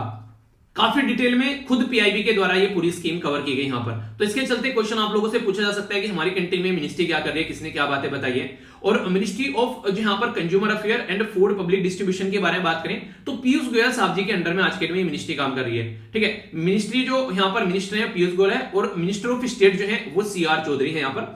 तो ये बेसिक इन्फॉर्मेशन है जो कि आप लोगों को पता होना चाहिए। नॉर्मली ये इस तरीके की छोटी छोटी चीजें हैं यार, आप लोगों को पता होना चाहिए, ठीक है। आगे बात करते हैं, एक ऑर्गेनाइजेशन के बारे में आप लोगों से बात करूंगा थोड़ा सा, और फिर चीजों को आगे भी समझेंगे यहाँ पर। अभी जो हमारी कंट्री में फूड कॉर्पोरेशन जो इंडिया है, एफसीआई, नॉर्मली सुना होगा आप लोगों ने, इसके पेपर भी आते हैं कई बार, हालांकि अब तो पता नहीं कब आया था, अभी याद नहीं है। तो यहाँ पर इसके द्वारा पूछा गया कि कैसे यहाँ पर कॉम्प्रिहेंसिव प्लान को लेकर चलना है, और कैसे प्रोक्योर करना है, और कैसे डिस्ट्रीब्यूशन करना है। अब गवर्नमेंट ऐसा तो है नहीं उसके पास में अलादीन का चिराग है और घुसेंगे उसमें से जिनी निकलेगा और बोलेगा बताओ कि कहां से चावल किस किस को देना है, ठीक है। तो जिनी थोड़ी ना अपने पास से चावल निकालेगा, पहले चावल प्रोक्योर करना पड़ेगा, यानी कि किसानों से खरीदना पड़ेगा। जब किसानों से चावल खरीद लिया तो फिर गरीबों में वो बांटना पड़ेगा। अब गरीबों के घर में पहुंचेगा वो तो डिस्ट्रीब्यूशन हो जाएगा। तो पहले प्रोक्योर करना है और फिर यहाँ पर डिस्ट्रीब्यूशन करना है। और ये कहां किसके थ्रू के लिए? ऑल डिस्ट्रिक्ट में पहुंचाया जाएगा यहाँ पर इंटीग्रेटेड चाइल्ड डेवलपमेंट स्कीम और मिड डे मील स्कीम के थ्रू भी यहाँ पर, यानी कि ये दो ऐसी स्कीम है जिसमें डायरेक्ट लोगों को फायदा पहुंचता है। तो इसको इंप्लीमेंट किया जाएगा। और पोषण अभियान मैंने आप लोगों को बताया था, जो मिड डे मील स्कीम है यहाँ पर, अब फिलहाल उसको यहाँ पर जो पीएम पोषण के अंदर उसको इंक्लूड किया गया, जिसके चलते बच्चों के पोषण के बारे में ध्यान रखा जा सके, यानी कि कुपोषित जो हो चुके हैं उनको पोषित किया जाएगा, ऐसा आप लोग बोल सकते हैं, सिंपल, आसान, सस्ती भाषा में, ठीक है। एक और इंपॉर्टेंट जो कॉन्सेप्ट आप लोगों को पता होना चाहिए, एक शब्द यूज किया गया था रिसेंटली अभी काफी अदबदकर, यानी कि काफी जल्दी जल्दी, जिसको बोलते हैं एस्पायरेशनल डिस्ट्रिक्ट। एस्पायरेशनल डिस्ट्रिक्ट कौन से थे?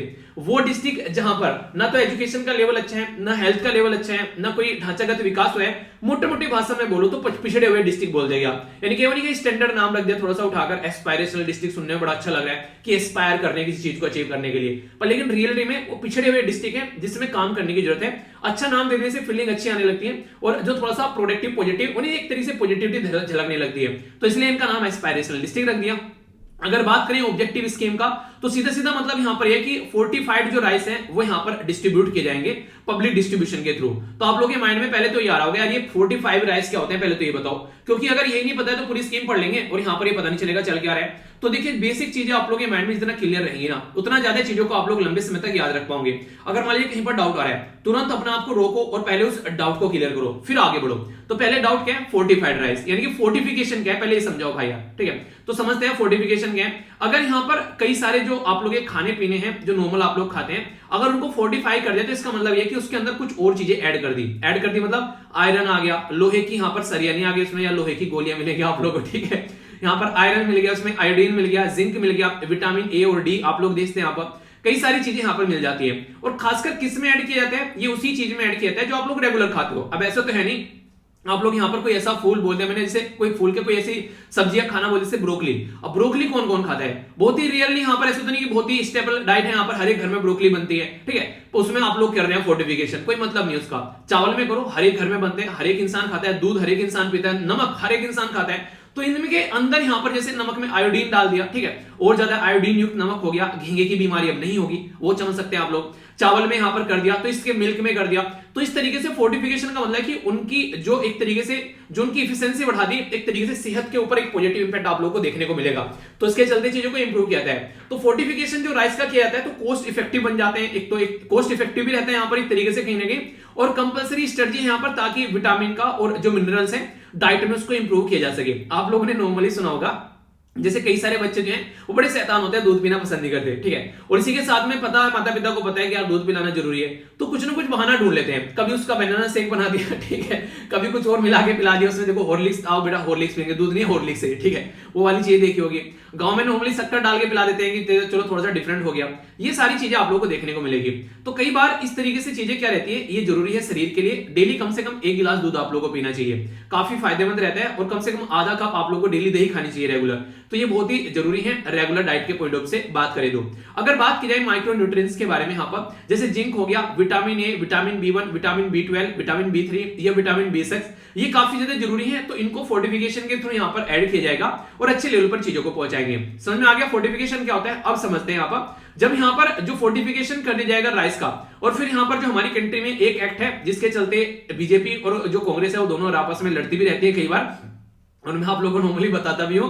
बीजेपी कांग्रेस ये बोलती है कि भाई साहब ये कानून हमने बनाया, ठीक है, पर लेकिन बनाती है गवर्नमेंट चेंज होगी 2013 में। बीजेपी ये बोलती है हमने भाई साहब इंप्लीमेंट किया है ये कानून पूरा, इसलिए हमने लोगों को फायदा पहुंचाया। कांग्रेस बोलती है हमने फायदा पहुंचाया, बीजेपी बोलती है हमने फायदा पहुंचाया। मैं ये बोल रहा हूं कि यार आप दोनों लड़ रहे हो, ये तो देख लो कि वो खाना जो आप लोग बांट रहे हो लोगों को food national food security act के तहत, वो आया कहां से है? वो तो फार्मर यानी कि किसान का है। तो किसान भाइयों को भी याद कर लो कि उन्होंने भी कुछ किया, सारा काम तुम ही लोग कर रहे हो। तो यहाँ पर वो एक आर्टिकल था, मुझे बड़ी अच्छी लगी उसके साथ, मैंने उसने लिखा कि दोनों लड़ रहे हैं कि हाँ मैंने बनाया, ये मैंने इंप्लीमेंट किया, ये कोई नहीं बात कर रहा है कि यहाँ पर किसान जो है उन्होंने उगाया इसीलिए तुम यहाँ पर ये दोनों एंजॉय कर पा रहे हो। तो वही बातें हैं कि क्रेडिट कोई और किसी का है, के लिए कोई और जाता है। तो ये सारी हरकतें देखने को मिलती हैं। तो इसके चलते यहाँ पर एक तरीके से लर्निंग और शेयरिंग के बारे में बात की जा रही है, ताकि स्टेट और यूनियन टेरिटरी है, डिपार्टमेंट और फूड पब्लिक डिस्ट्रीब्यूशन है, उनके साथ में इंफॉर्मेशन को शेयर किया जा सके, कहां पर कितना अनाज दाना चावल फोर्टिफिकेशन करके कहां पर पहुंचाना है, और कहां पर डिफिशिएंसी यहाँ पर न्यूट्रिशन की उनको यहाँ पर कंप्लीट करना है, और किस एज ग्रुप के अंदर यहाँ पर ये प्रॉब्लम देखने को मिल रही है। यानी कि बच्चा है, महिला भी प्रेग्नेंट महिला है, या दूध पिलाने वाली यानी कि लैक्टेटिंग मदर है, तो सबको काउंट कर चलो, सबका साथ और सबका विकास वाला फंडा लेकर चलो, ये बातें हैं, ठीक है। अब इंपॉर्टेंट बात है कि यहाँ पर नीड क्यों पड़ गई यहाँ पर फोर्टिफिकेशन की। सबसे पहले तो बात ये कि कुपोषित लोग हैं काफी ज्यादा, यानी कि कुपोषण का शिकार है, यानी कि मैल न्यूट्रिशन है, ठीक है। तो इसके चलते खासकर जो महिला होती है और जो बच्चे होते हैं उनको दिक्कत देखने को मिलती है। और देखिए सबसे बड़ी प्रॉब्लम क्या है यहाँ पर, अगर कोई महिला कुपोषित है, अब बच्चे को जन्म देगी, बच्चा भी कुपोषित होगा। अब कोई बच्चा कुपोषित हो गया, अब पूरी जिंदगी उसकी आगे बढ़ने वाली है, और अगर स्टार्टिंग में अगर कुपोषित हो गया तो कई सारी बीमारियां शरीर में लग जाएगी।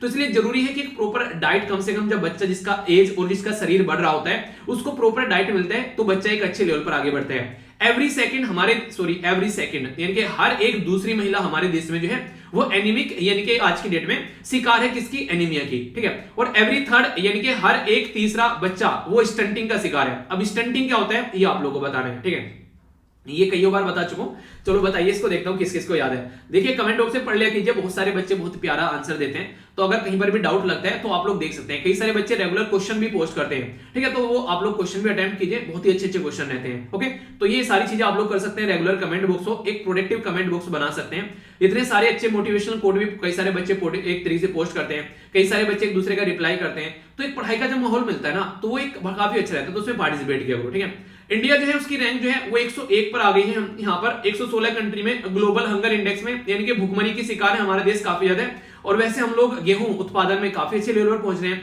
तो कहीं ना कहीं लोगों तक रिसोर्सेज पहुंच नहीं पाते हैं। तो इसलिए बोलते हैं कि पैदा करना चीजों का अलग बात है, पर लोगों तक पहुंचाना अलग बात है, तो लोगों के पहुंचाने का भी मुद्दा होना चाहिए। हिडन हंगर आप लोगों को यहाँ पर देखने को मिलेगा, भुखमरी, ठीक है।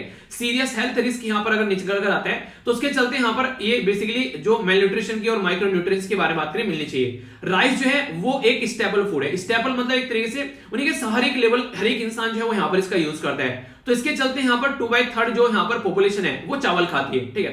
तो चावल काफी सारे लोगों को पसंद है। जैसे कि अगर कोई चावल नहीं खाता है तो कोई मेरे जैसा होगा, वो खीर खाना पसंद करता है, ठीक है, तो खीर खाई जा सकती है। या फिर कोई और तरीके से आप लोग चावल का इस्तेमाल कर सकते हैं, ठीक है, नमकीन चावल बना लिया, उनको खा लिया। नॉर्मली भी चावल मतलब एक तरीके से खाए जा सकते हैं आसानी से, और वैसे अगर कोई वैसे नहीं खाता तो अलग अलग तरीके से उनको यूज कर सकते हैं। तो ये तरीके होते हैं इंसान के आज के डेट में चीजों को यूज करने के।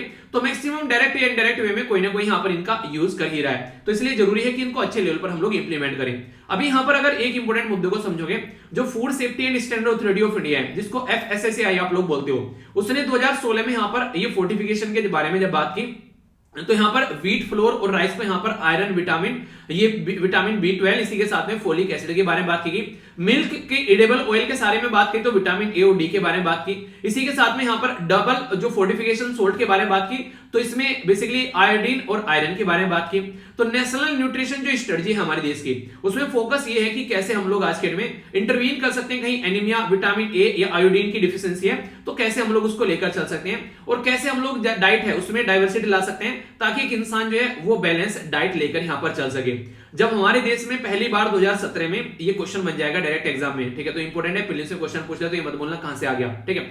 बात की जा रही है मिल्क फोर्टिफिकेशन के बारे में, यानी कि हमारे देश में जब मिल्क को फोर्टिफाइड करने की बात की गई, तो यहां पर हमारी कंट्री में national dairy development board NDDB, इसके द्वारा कोलैबोरेट किया गया यहाँ पर वर्ल्ड बैंक के साथ में, ये इंपॉर्टेंट है। और टाटा, ये हर जगह आते हैं, ठीक है, ये देश का नहीं है, टाटा नमक देश का नमक, तो ये हर जगह लोगों के साथ में काम करते हैं, खासकर गवर्नमेंट के साथ में। 2017 में यहां पर काम किया गया, तो काफी प्रोडक्टिव आप लोग इसको बोल सकते हैं, ठीक है। तो ये है बेसिकली रीजन भुखमरी को मिटाने के लिए और सही डायरेक्शन में चीजों को पहुंचाने के लिए, ठीक है। तो कैसा लगा ये आर्टिकल, थम्स अप देकर आप लोग बता सकते हैं। अगर सही लगा या फिर कोई डाउट है तो बताएगा, उसको फिर क्लियर कर लिया जाएगा। कोई भी डाउट लेकर माइंड में नहीं जाना है। और अगर कुछ ऐसी भी चीजें हैं, अगर लगता है कि खुद से भी सर्च कर सकते हो तो सर्च करने से भी नहीं शर्माना है। गूगल अपना ही है, आज के में घर का ही समझो, गूगल बाबा कुछ भी पूछोगे सारी बातें बताएगा। और वो भी यहाँ पर आप लोगों के लिए तो लड़की बैठा रखी है, उन्होंने चिल्ला चिल्ला कर बताती है, आप लोग कुछ भी पूछते हो उससे, फिर डाउट क्या है तो कुछ भी पूछो उससे, सारी बातों के आंसर आप लोग को देगी, तो अच्छे से उसको एंजॉय करो, ठीक है। यानी कि डाउट नहीं रखना है, बेसिकली ये बोलना चाह रहा हूं। बहुत ही इंपॉर्टेंट आर्टिकल है, यहां पर बात करेंगे लीगल सर्विस डे के बारे में। और लीगल सर्विस होती क्या है पहले तो यही समझ में आना चाहिए। तो GS paper 1, GS paper 2 social empowerment और जुडिशरी के बारे में अगर क्वेश्चन बन जाए तो काफी बेहतरीन आप लोगों के लिए यहां पर ये टॉपिक तैयार हो जाता है। डिटेल में बात करेंगे। आज की डेट में सुप्रीम कोर्ट में आप लोग जानते हैं हमारे देश में एक इकलौती ब्रांच है, और वो है कहां पर ब्रांच का, बेसिकली इकलौता एक जगह है, हेडक्वार्टर या क्वार्टर कुछ भी बोल लो उसका, और वह है दिल्ली के अंदर में। इसके अलावा किसी को भी अगर सुप्रीम कोर्ट में केस लड़ना है, चाहे वो यहां पर रहता है साउथ इंडिया में, चाहे नॉर्थ ईस्ट में, चाहे वेस्ट में, चाहे कहीं पर भी रहता है, उसको दिल्ली आना पड़ेगा। दिल्ली आकर ही उसका केस जो है वो कंप्लीट होगा, ऐसा आप लोग बोल सकते हैं। अब ये मत बोल देना कि अब तो सर ऑनलाइन चीजें चल रही हैं तो इसके चलते चीजें हो जाती हैं, वो एक अलग चीज है। अभी जो चीजें स्टार्ट हो गई कोविड-19 के चलते, पर नॉर्मली बात कर रहा हूं मैं, ठीक है। जनरल मेरे जो कुछ बोलता करो ना उसको जर्नलिस्टिक वे में ले लिया करो, ऐसा नहीं कि स्पेसिफिक उदाहरण लेकर निकाल कर आ रहे हो कि ऐसा हो गया, ओके। तो नॉर्मली बात करें, हालांकि अलग अलग हाई कोर्ट है पर लेकिन अगर सुप्रीम कोर्ट में जाएंगे तो ऐसा कुछ देखने को मिलेगा। अब ये समझो कि बहुत सारे लोग ऐसे हैं, अगर उनके लाइफ में कुछ प्रॉब्लम हो गई, एक तो पुलिस या फिर कोर्ट कचहरी के चक्कर में कोई पढ़ना पसंद नहीं करता है, दूर से ही राम राम कर लेते हैं कि भाई साहब इनसे दूर रहो, ठीक है। तो इसके चलते यहाँ पर कई सारे लोग जो हैं वो कानून का फायदा भी नहीं उठा पाते हैं, और यहाँ पर जो गरीब तबका है सोसाइटी का वो तो काफी डिस्टेंस बनाकर इससे रखता है। तो इसलिए जरूरी है कि यहाँ पर लोगों तक न्याय को पहुंचाया जाए। तो इसी के चलते यहाँ पर ये आप लोग को देखने को मिलेगा, नेशनल लीगल सर्विस डे जो है ये सेलिब्रेट किया जाता है यहाँ पर ये 9 नवंबर को।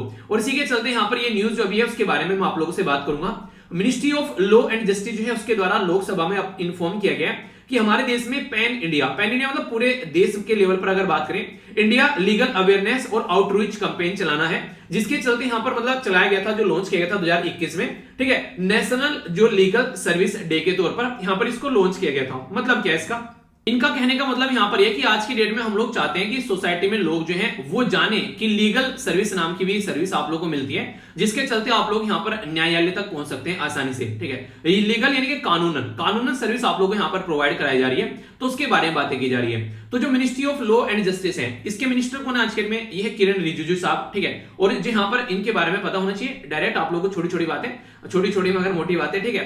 तो ये जो डे है वो 9 नवंबर को हर साल सेलिब्रेट किया जाता है। तो इसके चलते लोगों को, हर एक सिटीजन को न्याय मिलना चाहिए, इसीलिए यहाँ पर जुडिशरी है। ऐसा तो है नहीं कि बस अमीर और रसूखदार लोगों के लिए बना रखे हैं बड़े बड़े न्यायालय, सबके लिए भाई साहब, सब उसको एंजॉय कर सकते हैं अगर किसी को कोई भी दिक्कत देखने को मिलती है। तो उसी के चलते यहाँ पर पहली बार सुप्रीम कोर्ट के द्वारा फर्स्ट टाइम सुप्रीम कोर्ट जो है उसने बोला कि यहाँ पर 1995 में कि लोगों तक भाई साहब जो खासकर वीकर सेक्शन यानी कि गरीब तबका है सोसाइटी का, उस तक यहां पर हेल्प पहुंचनी चाहिए। तो उन्हीं को हेल्प पहुंचाने के लिए आप लोगों ने सुना होगा लोक अदालत लगा दी, ठीक है, लीगल एड प्रोग्राम चला दिए। इसका मतलब क्या रहता है कि जनता तक कानून को पहुंचा देना, ना कि कानून तक जनता पहुंचे।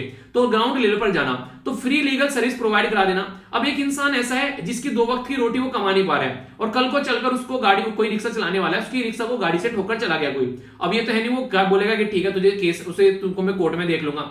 वो देखेगा भाई साहब थोड़ा बहुत मुझे पैसा दे दो ताकि जो मेरी रिक्शा टूटी है उसको सुधरवा लेता हूं। नॉर्मली ये देखने को मिलेगा।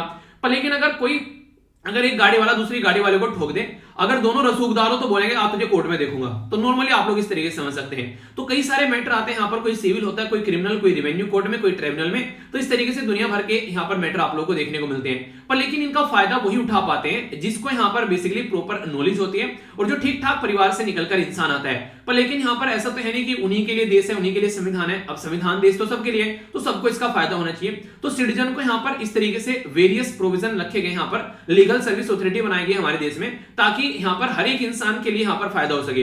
एक पर्टिकुलर शब्द है, अगर आप लोगों ने सुना होगा, सुना क्या होगा, मैं भी कैसी बातें बोलता हूँ, मैं भी ऐसी बातें बोल देता हूँ, सुना है। पॉलिटी के अंदर पूरा एक लेक्चर है, PIL, जाकर सर्च कर लेना, PIL भाई, ठीक है, पब्लिक इंटरेस्ट लिटिगेशन। नाम ही क्या पर है, पब्लिक के इंटरेस्ट में लिटिगेशन, यानी कि पब्लिक के लिए लिटिगेशन करना, यानी कि सबके लिए, एक तरीके से ऐसे नहीं इंडिविजुअल कोई पर्सन है एंजॉय करे, सोसाइटी के लिए अगर कोई मैटर निकल कर आता है तो PIL भी है यहाँ पर, एक बड़े तबके पर, सोसाइटी पर जो इंपैक्ट पड़ता है। तो ये सारी चीजें सोसाइटी में एक तरीके से कहीं ना कहीं चीजों को ढंग से लेकर चलने की बात की जा रही है। PIL पूरा चैप्टर है, इसको जाकर जरूर रिवाइज कर लेना, अगर मन करे तो थोड़ा टाइम निकाल पाओ अपने बहुत ही बिजी शेड्यूल में से। कई सारे बच्चे तो बोल रहे हैं कि सर जरा सी वीडियो जो है, एक तो बच्चा कह रहा है कि सर 1.5 घंटे की वीडियो बना दो, ठीक है, तो एक बच्चा कह रहा है कि सर नहीं, इसको 1 घंटे के अंदर ही रखा करो। यार 1.5 घंटे और 1 घंटे में तो आप लोग मुझे बांधते हो ना। ये कई बार तो मैं ना पढ़ता सोचता रहता हूँ। मैंने कहा ये देखो कैसी, मतलब एक तरीके से इंसान ना कि ऐसा, एक तो ऐसा लगता है कि यार जबरदस्ती बैठ के पढ़ा दिया, आओ बैठेंगे पढ़ेंगे, लेक्चर आ गया यार सुनना पड़ेगा, ऐसा माहौल मत बनाया करो दिमाग का। उसमें आप लोग ना टाइम पास कर रहे हो। 99% लोग बता दो आप लोग कैसे होते हैं, जो आज के डेट में जिनका सिलेक्शन नहीं होता है, वो खाना पूर्ति करते हैं। उनको ऐसा लगता है कि लेक्चर आ गया, सुन लिया, बस कहानी खत्म, हमारा काम निपट गया। अब उनसे ये पूछ लो जितना पढ़ा है, जितना सुना है, क्या वो उसमें से याद है कुछ? तो वो होता है बेसिक पर्पज। क्या तुमने समझा है कुछ, या बस सुन लिया, बस टाइम पूरा कर लिया? तो टाइम पूरा नहीं करना है, जो पढ़े उसको थोड़ा सा रिकॉल करने की कोशिश करो, ताकि एग्जाम में बैठकर उसको याद रख सको, ठीक है, और थोड़ा सा रिवाइज चीजों को करने की कोशिश करो, इसलिए चीजें तब समझ में आएगी। कॉन्स्टिट्यूशनल प्रोविजन भी है, ऐसा तो है नहीं कि गवर्नमेंट जो है अपने आप सारे काम करती रहेगी। तो संविधान ने कुछ फोर्स किया है काम करने के लिए, और वो फोर्स किए जा रहे हैं यहाँ पर पार्ट 4 के अंदर में। पार्ट 4 के अंदर जब संविधान के अंदर आप लोग जाओगे तो आर्टिकल आप लोगों को 36 से लेकर आर्टिकल 51 तक यहाँ पर DPSP यानी कि directive principle of state policy देखने को मिलती है। तो उसमें आर्टिकल 39A जो है यहाँ पर ये बात करता है कि जो स्टेट है यानी कि एक तरीके से जो गवर्नमेंट है वो यहाँ पर लोगों को एक तरीके से जस्टिस प्रमोट करे और यहाँ पर उनको फ्री लीगल सर्विस प्रोवाइड कराए, ताकि वो भी सिक्योर कर सके जस्टिस, उनको कोई भी न्याय जो है वो डिनाई नहीं करना है। अब जस्टिस इकोनॉमिक भी हो सकता है या फिर दूसरी कोई तरीके से देखें तो इस तरीके से बोल सकते हैं, या फिर कोई अदर कोई ऐसी डिसेबिलिटी है जिसकी वजह से उसको चीजें नहीं मिल पाती है, तो ये तुम्हारी रेस्पॉन्सिबिलिटी है, हमने तुमको चुनकर बैठा दिया है, तो अब तुम देखो हमारी दिक्कतें उनको दूर कैसे करोगे। तो ये बातें देखने को मिलती है। आर्टिकल 14 और आर्टिकल 22 जो है यहाँ पर ये ऑब्लिगेशन डालते हैं स्टेट के ऊपर कि इंश्योर करो कि यहाँ पर एक तरीके से क्वालिटी बिफोर, एक तरीके वो इक्वालिटी बिफोर आप लोगों को देखने को मिलेगी लॉ, ठीक है, इक्वालिटी होनी चाहिए, यानी कि हर एक इंसान जो है वो इक्वल है। मान लीजिए आज के दिन में मेरे से कोई गलती होगी, मैं रोड पर जा रहा गाड़ी लेके और गलती से किसी का एक्सीडेंट हो गया मेरे से, ठीक है, अब यहां पर उसकी सजा मिल गई मुझे, ठीक है भाई साहब 4 साल 5 साल जितना भी है जेल में काट कर आ गया। अब ऐसा तो है नहीं कि मुझे वो सजा मिल चुकी है और कहानी खत्म होने के बाद में फिर से किसी को याद आया अरे इसने तो उस दिन वो काम किया था, फिर से पकड़ के लेके आओ, फिर से 4-5 साल जेल में डालो। फिर से कोई दूसरा इंसान आ गया, अरे हाँ उसने तो वो काम किया था, फिर से पकड़ के जेल में डालो। ऐसा नहीं है भाई साहब, बिल्कुल जान लेकर छोड़ोगे क्या? ये क्या हो गया? तो ये हो गया कि एक बार गलती कर दी, उसकी सजा मिल गई, अब कहानी खत्म हो गई, ठीक है। अब ये इंसान जो है वो गलती हुई थी, ऐसा नहीं कि वो जानबूझकर की थी, एक है कि जानबूझकर बार बार ठोक रहा है लोगों को, तो ये दिक्कत देखने को मिलेगी। तो कहने का मतलब है कि इक्वलिटी होनी चाहिए, एक कानून प्रॉपर बनाया, उसके खिलाफ लोग उसके तहत यहां पर सजा मिल गई, तो कहानी खत्म हो गई। अब मान लीजिए कोई और गुनाह कर दे तो उसके लिए सजा दो फिर। तो ऐसे बेसिकली चलते हैं, ऐसे नहीं कि एक इंसान को पकड़ ला रहे और भाई साहब इसने तो गलत काम कर दिया इसको पकड़ो। तो यहां पर सबको एक इक्वल तरीके से देखना है, तो ये हमारा संविधान बोलता है। आर्टिकल 14 और 22 के तहत यहां पर लीगल सर्विस के बारे में बात करें।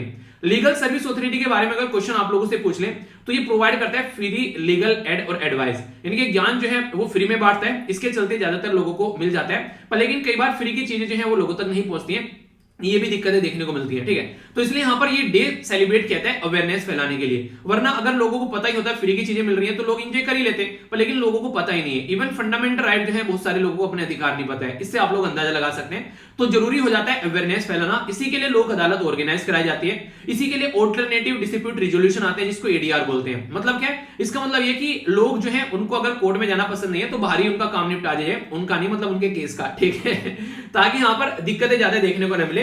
तो मीडिएशन जो किया जाता है, लोक अदालत जो लगाई जाती है, या आर्बिट्रेशन कॉन्सिलिएशन जो किया जाता है, इनका बेसिक पर्पज ये होता है यार कि एक तरीके से ज्यादा कोर्ट कचहरी के चक्कर में मत पड़ो। वो वैसे ही दुनिया में दिक्कत इतने चल रही है, लोगों को जॉब नहीं मिल रही है, प्रॉब्लम देखने को मिल रही है, तो दूसरे काम धंधे पर अपना फोकस करो। तो इसके चलते प्रोवाइड कराते हैं कॉम्पनसेशन भी, कल को चलकर किसी को दिक्कत पहुंच गई तो उसको एक कॉम्पनसेशन भी मिलना चाहिए कि हाँ इसके लिए यहाँ पर ये फायदे भी हैं।